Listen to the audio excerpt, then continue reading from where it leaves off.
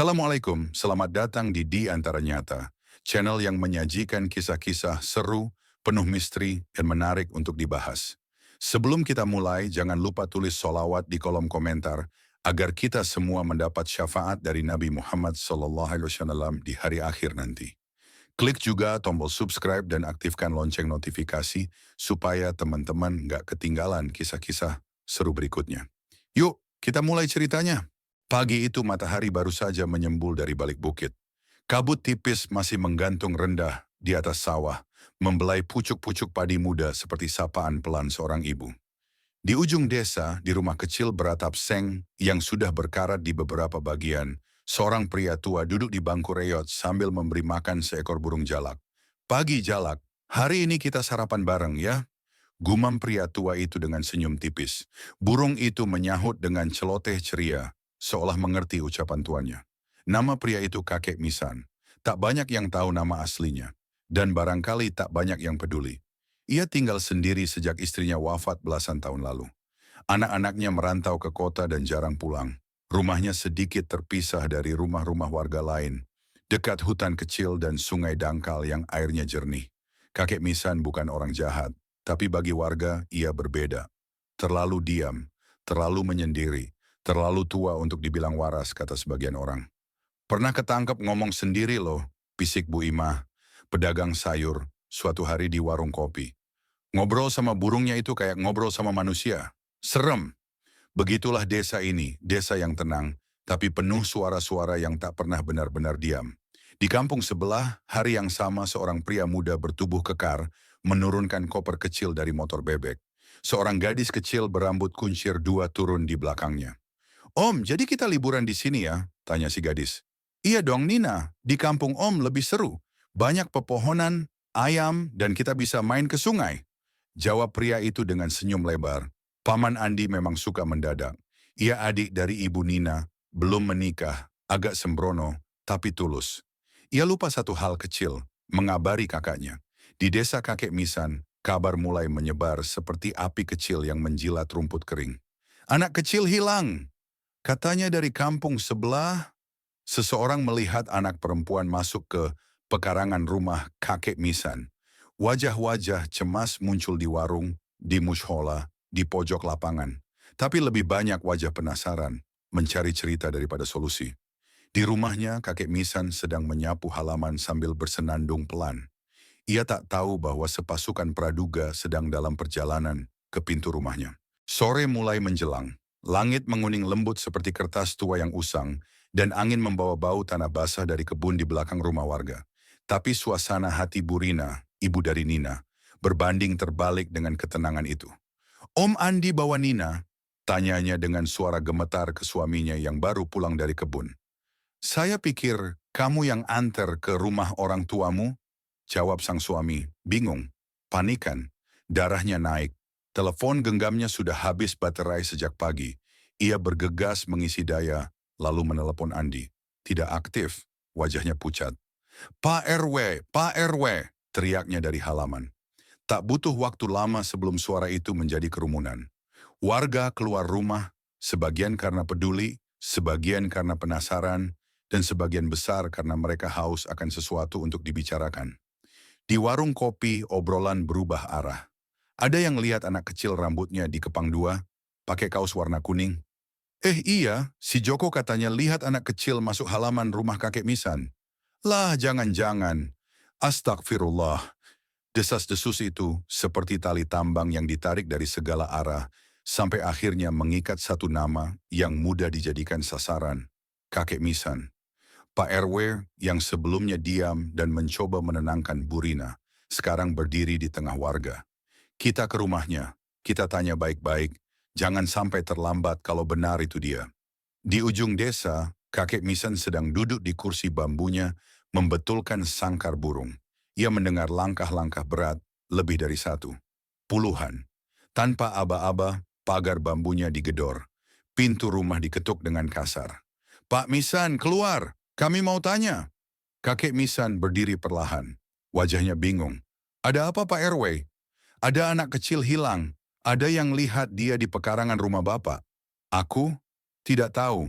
Tidak ada anak kecil datang ke sini. Tapi kami harus periksa, ujar seorang warga sambil melewati ambang pintu. Beberapa orang langsung masuk, memeriksa kamar, gudang belakang, bahkan tempat penyimpanan kayu. Tak ada siapa-siapa, tak ada Nina. Tapi itu tak membuat mereka lega. Kamu bisa saja sembunyikan dia di hutan, gumam seseorang. Orang kayak dia mana bisa dipercaya? Dari dulu juga tingkahnya aneh. Dulu dia pernah hampir ditangkap karena disangka nyuri sapi. Ingat nggak? Semua itu tak berdasar. Tapi semua orang menyambung satu sama lain seperti air mengalir ke dataran rendah. Dan dataran itu adalah tubuh ringkih seorang kakek tua. Bapak-bapak, saya mohon ini hanya kesalahpahaman. Suara kakek Misan bergetar. Saya bahkan tidak tahu anak itu siapa. Bu Rina menangis di pinggir kerumunan. Pak RW akhirnya berseru. Besok sore, kita kumpulkan semua warga. Kita adakan musyawarah. Kalau tak ada kejelasan, kita jalankan aturan adat, hukum cambuk untuk yang bersalah. Kakek Misan malam itu duduk sendirian. Tak lagi memegang burungnya. Jalak peliharaannya diam di dalam sangkar, seolah tahu tuannya sedang memikul langit. Di luar anjing melolong. Di dalam seorang kakek menatap langit-langit rumahnya dan bertanya dalam hati. Berapa banyak waktu yang dibutuhkan untuk menghancurkan nama baik yang dibangun selama 70 tahun? Hari berikutnya, mentari tergantung panas dan kejam di langit yang nyaris tanpa awan. Desa yang biasanya sepi, hari itu terasa seperti pusat dunia. Semua orang berkumpul di lapangan kampung, tempat segala keputusan adat dijatuhkan. Dari urusan batas tanah, denda kerbau lepas, sampai tuduhan kejahatan yang mengguncang seperti hari ini. Di tengah lapangan berdiri kakek Misan, dikelilingi warga yang membentuk setengah lingkaran. Tangan kirinya sedikit gemetar, kakinya tak seleluasa dulu. Tapi sorot matanya masih terang, meski kini penuh beban. Tikar-tikar pandan dibentangkan. Di atasnya, pemuka adat duduk bersila. Di sebelah mereka, tergolek cambuk panjang dari anyaman rotan. Kita tidak sedang menghakimi, kata Pak RW di awal musyawarah, dengan suara lantang. Kita hanya menjalankan kewaspadaan. Kata-kata itu terdengar manis tapi menusuk. Waspada telah menjadi topeng dari prasangka. Musyawarah telah berubah jadi pertunjukan rasa takut kolektif, bercampur dengan sensasi ingin jadi bagian dari sejarah, sekalipun sejarah keliru. Pak Misan, kami beri Bapak kesempatan terakhir untuk mengaku sebelum hukuman adat dijalankan. Apakah Bapak menculik anak bernama Nina? Tidak, jawab kakek Misan pelan. Saya tidak tahu siapa itu Nina. Tak ada anak kecil datang ke rumah saya. Kalau begitu, kenapa ada saksi mata yang lihat? Saksi mata bisa keliru. Apakah anak itu masuk rumah saya atau cuma lewat depan pagar? Warga mulai berbisik. Sebagian mengangguk, sebagian geleng kepala. Seorang pemuda maju. Tapi dulu juga kakek pernah dicurigai nyuri sapi. Mungkin ini kelanjutannya. Kakek Misan menunduk. Matanya sedikit basah. Itu 30 tahun lalu. Dan tuduhan itu juga salah. Pak Guru Tohari yang duduk agak jauh akhirnya angkat bicara. Saya minta warga berpikir kembali. Kita sedang menggantung hidup seseorang di atas kata-katanya. Ini bukan adat, ini main hakim sendiri. Tapi adat adalah kehendak bersama, balas Pak RW Warong. Kalau kita diam, besok-besok siapa yang jamin anak kita aman? Suasana memanas. Di balik kerumunan, anak-anak kecil bahkan sudah naik ke pundak orang tua mereka. Menonton seperti sedang menyaksikan pertunjukan. Cambuk digenggam. Udara menjadi kering. Hening menjelang eksekusi. Napas kakek Misan tak berirama lagi. Tapi di antara deru napas dan bisik-bisik warga, terdengar suara nyaring dari ujung lapangan. Bentar! Semua kepala menoleh. Seorang pria berkaus oblong lari tergopoh, menggandeng anak kecil dengan kaus kuning dan rambut kuncir dua. Om Andi, seru Bu Rina dari barisan depan. Nina, lapangan sontak gaduh. Nina berlari melewati kerumunan dan berdiri di hadapan kakek Misan, menatapnya lalu berkata dengan polos, kakek ini bukan penculik, aku belum pernah lihat dia. Andi yang kehabisan napas menambahkan dengan cepat, maaf, aku bawa Nina ke rumahku tanpa kabarin Rina. HP mati. Aku baru tahu semua ini waktu aku mampir ke warung tadi. Astaga, beberapa detik hening, lalu ramai. Aduh, ya berarti salah orang dong. Untung belum sempat dicambuk. Yah, paling enggak kita waspada. Kata maaf, tak satu pun terdengar. Warga mulai membubarkan diri, pura-pura sibuk, pura-pura tak pernah berdiri di garis cambuk. Pak Guru mendekati kakek Misan. Saya minta maaf atas nama mereka. Setidaknya sebagian dari kami tahu siapa yang salah. Kakek Misan tersenyum tipis. Bukan salah mereka semua, hanya dunia memang terlalu senang memukul daripada mendengar.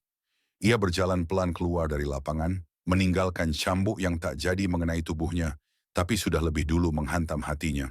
Senja datang pelan-pelan, seperti seseorang yang malu-malu menampakkan wajah setelah membuat kesalahan besar. Langit berubah jingga tua. Angin sore mengusap pucuk-pucuk ilalang di pinggir lapangan yang kini kosong kembali. Tikar telah dilipat, cambuk dikembalikan ke lumbung balai desa. Dan kerumunan sudah hilang, tapi satu luka belum ikut pergi. Di rumahnya yang sepi, kakek Misan duduk menghadap jendela. Tangannya memegang selembar surat lama, tulisan tangan istrinya sebelum wafat, tentang harapan dan kesabaran. Ia membacanya pelan, lalu melipatnya kembali, memasukkannya ke dalam amplop tua. Setelah itu, satu persatu ia keluarkan surat-surat lainnya. Kenangan, luka-luka, dan pengingat akan hidup yang dulu pernah hangat. Ia tumpuk semuanya di atas lantai, lalu menyalakan korek api. Api menyala kecil, lalu membesar, melahap masa lalu yang selama ini ia simpan rapi. Ia tak marah, hanya lelah. Sementara itu, di rumah Bu Rina, suasana masih penuh sesal. Maafkan ibu ya nak, kata Bu Rina sambil memeluk Nina yang sedang menyeruput teh. Ibu nggak salah, jawab Nina polos. Orang-orang aja yang keburu takut. Paman Andi duduk di kursi plastik dengan kepala tertunduk. Ia merasa bersalah, bukan hanya karena tidak memberi kabar, tapi karena merasa ikut menyalakan api yang hampir membakar orang tak bersalah. Kalau aja aku nyadar lebih cepat. Pak Guru Tohari datang malam itu mengetuk pintu rumah Bu Rina. Saya hanya ingin bilang, tolong temani kakek Misan. Dia butuh satu orang yang benar-benar percaya padanya. Kalau semua orang cuma berani bilang, untung belum sempat, tak akan ada yang belajar dari ini. Keesokan harinya, Nina datang sendiri ke rumah kakek Misan. Ia berdiri di pagar dan memanggil, "Kakek, boleh aku main sama burung jalaknya?" Kakek Misan membuka pintu. Ia tak tersenyum seperti biasa, tapi ia mengangguk pelan. "Masuklah, jalak juga pasti senang ada teman baru." Nina melangkah ke dalam, lalu menatap sangkar burung. Burung jalak itu berkicau keras, cerah, seperti menyambut masa depan yang lebih lembut dari hari kemarin. "Namanya siapa, kek?" "Namanya, dulu istriku kasih nama Surya, artinya cahaya," jawab kakek. "Aku suka nama itu," kata Nina. Mereka duduk bersama di bangku bambu yang mulai lapuk, berbagi biskuit dan cerita. Tak ada kemarahan di mata kakek Misan, hanya sisa-sisa luka yang belum reda. Tapi setidaknya, hari ini, luka itu punya penawar. Di warung kopi, warga sudah membicarakan hal lain, tentang harga telur naik, atau siapa yang beli motor baru. Topik lama dilupakan, tapi dampaknya tidak. Di depan balai desa, sebulan setelah kejadian itu, terpampang spanduk baru. Kampung kita, kampung aman, bebas dari penculik. Bersama kita waspada, bersama kita tegas. Pak Guru melirik spanduk itu dan menghela napas. Kita ini lucu ya, hampir menghukum orang tak bersalah, tapi bangga bilang aman. Hari-hari berlalu seperti lembaran kalender yang dicabut perlahan. Tak ada kejadian besar, tak ada keributan, hanya sisa riak yang terus bergema dalam diam. Warga desa mulai menjalani kehidupan mereka seperti biasa. Menyiram tanaman, berdagang di pasar, dan bergosip di warung kopi. Tapi di balik rutinitas itu, ada satu hal yang berubah diam-diam. Kepercayaan. Bukan kepercayaan terhadap kakek Misan, itu sudah pupus dari awal. Tapi kepercayaan terhadap rasa bersalah mereka sendiri. Suatu pagi, kakek Misan berjalan menyusuri jalan setapak menuju sungai. Ia membawa ember kosong dan tali tambang. Jalaknya, Surya, dibawa dalam sangkar kecil yang digantung di pinggangnya. Ia lewat di depan rumah Bu Imah, pedagang sayur yang dulu paling vokal menyebar gosip. Bu Imah melihat dari dalam tirai lalu menutupnya cepat-cepat. Seolah tatapan kakek tua itu bisa menelanjangi dosa-dosa batin yang tidak pernah diucap. Di warung, para lelaki bicara dengan suara lebih pelan saat kakek Misan lewat. Beberapa mengangguk, tapi tidak ada yang benar-benar menyapa. Seolah-olah mereka sedang berhadapan dengan hantu kesalahan yang mereka ciptakan sendiri. Pak Guru Tohari, satu dari sedikit yang masih berani datang ke rumah kakek Misan, duduk di bangku bambu sore itu sambil menyeruput kopi hitam. Apakah mereka akan berubah, Pak Misan? Kakek itu menatap ke kejauhan, ke arah gunung yang menggantung biru di kejauhan.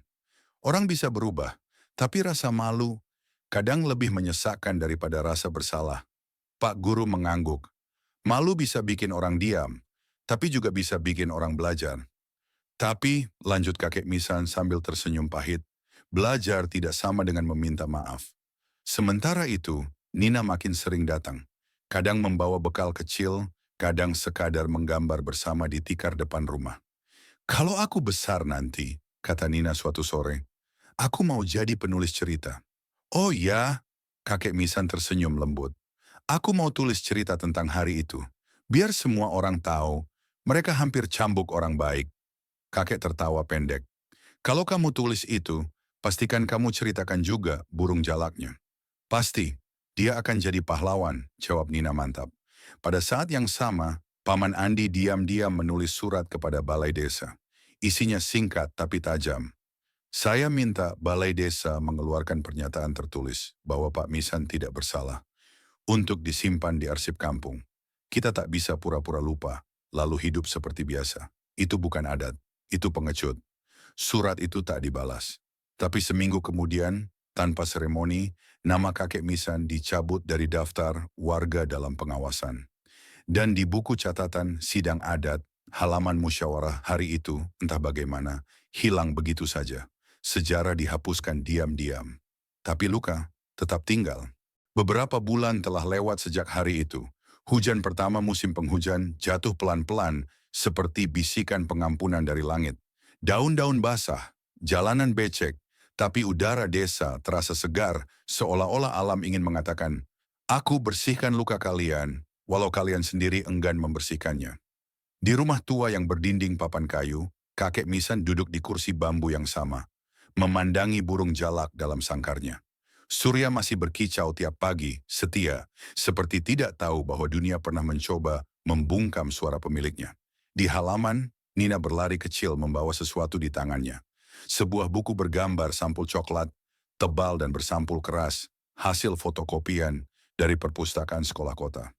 Kek, aku bawa cerita yang kutulis, katanya sambil tersenyum lebar. Kakek Misan menerima buku itu, matanya menyipit membaca judulnya. Hari di Lapangan, kisah yang hampir salah. Aku tulis ini buat tugas akhir kelas menulis. Bu guru bilang ceritaku terlalu sedih, tapi katanya, jujur, kakek membuka lembaran pertama. Di sana tertulis, cerita ini tentang seorang kakek yang hampir dihukum karena orang-orang lupa caranya mendengar. Ini bukan cerita bahagia, tapi ini cerita yang penting. Saat malam tiba, kakek menyalakan pelita dan membaca cerita Nina hingga halaman terakhir. Hatinya menghangat. Untuk pertama kalinya dalam waktu lama, ia merasa didengar. Bukan oleh desa, tapi oleh satu orang kecil yang melihatnya bukan sebagai yang dulu dituduh menculik, melainkan sebagai manusia. Keesokan harinya, di depan balai desa terjadi sesuatu yang mengejutkan. Nina, didampingi oleh Pak Guru Tohari dan Paman Andi, berdiri sambil membagikan fotokopi cerita itu ke beberapa warga. Bu Imah menerimanya dengan tangan ragu. Pak RW membacanya dengan alis berkerut. Anak-anak muda membaca sambil tertawa kecil, lalu diam di tengah halaman kedua. Tak ada yang berkomentar, tak ada yang membantah. Tapi di warung kopi sore itu, untuk pertama kalinya seseorang berkata pelan, seharusnya kita minta maaf. Beberapa hari kemudian, Pak RW datang sendiri ke rumah kakek Misan. Tak membawa apa-apa, hanya berdiri di depan pagar, menunduk. Saya tak tahu harus mulai dari mana. Kakek menatapnya, lalu mempersilakan masuk. Ia tak berkata apa-apa. Tapi kadang, diam adalah bentuk penerimaan paling tulus. Akhir tahun datang. Di balai desa, anak-anak tampil membaca puisi, menari, dan bernyanyi lagu-lagu rakyat. Ketika giliran Nina naik ke panggung kecil dan mulai membaca penggalan ceritanya tentang kakek Misan, semua hadirin diam. Bahkan angin pun seolah berhenti sejenak. Di kampung kami, orang bisa cepat menghakimi tapi lambat mengingat. Dan kadang yang paling jujur adalah suara anak kecil. Kakek Misan tak hadir malam itu. Ia duduk di rumah, memandangi bintang. Surya berkicau sekali dari sangkarnya. Kakek tersenyum. Malam ini orang-orang dengar cerita kita. Surya, mungkin mereka akan lupa lagi. Tapi kali ini kita sudah punya saksi yang menulis. Cerita ini bukan hanya tentang seorang kakek yang difitnah, tapi tentang bagaimana ketakutan kolektif bisa lebih cepat menyala daripada belas kasih. Tentang betapa cepatnya kita menunjuk sebelum membuka telinga. Tentang betapa kuatnya desas-desus bisa menggantikan bukti. Dan tentang satu-satunya hal yang bisa melawan semua itu. Satu orang yang berani bertanya, apa kau sudah dengar semuanya? Cerita ini tidak benar-benar selesai, karena kampung-kampung seperti ini ada di mana-mana, mungkin juga di tempat kita. Itulah kisah seru kita kali ini di Antara Nyata. Semoga bisa menambah wawasan, hiburan, dan juga iman kita. Jangan lupa tulis sholawat di kolom komentar dan bagikan pendapat kalian tentang kisah ini. Klik tombol like kalau kalian suka, subscribe kalau belum, dan aktifkan lonceng notifikasinya biar nggak ketinggalan cerita menarik selanjutnya. Sampai jumpa di kisah berikutnya. Wassalamualaikum warahmatullahi wabarakatuh.